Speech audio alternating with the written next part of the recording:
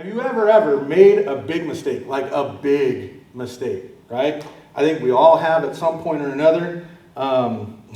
It's that kind of mistake where you're like, oh man, I'm paying for that one later, right? So for me, I have a few of these, well, more than a few, but one time in particular, I had a friend over. I was probably like 7th grade. I had a friend over and we're playing Sega. For you youngins, Sega was the gaming system of the day.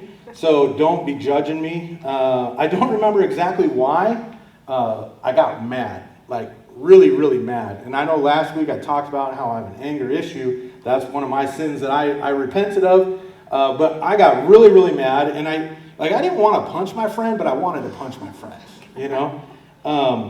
What I did though, and I didn't think this was possible, was instead of like throwing these fists of fury at his face, I threw one at the wall.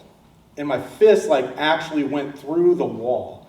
And I looked at him and he looked at me, and it was that like, oh no, like, you know, like that's really not good, you know? So I did what like any good preteen boy would do. I grabbed a poster, right? And put that over the wall and just prayed that like, I hope my mom never finds this, right?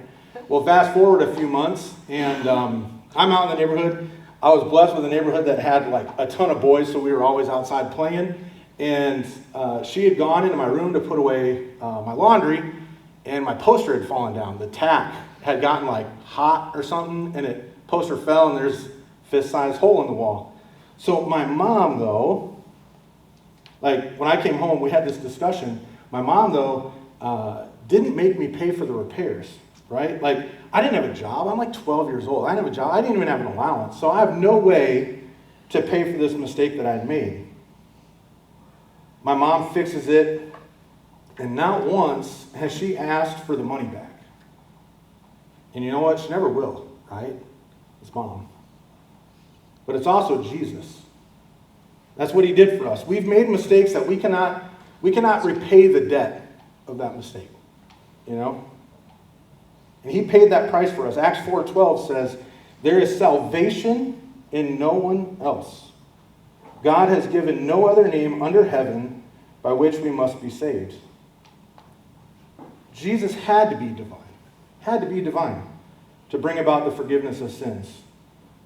For sins to be forgiven, God's authority is required, because not only did Jesus come to save us from our sins, but he also came to transform us, right? At the very heart of being changed and transformed is nothing less than the work of recreation, being born again. This particular work of salvation requires the power of God to recreate. If Jesus wasn't God, then he would not have the ability to change us. 2 Corinthians 5:17. This means that anyone who belongs to Christ has become a new person.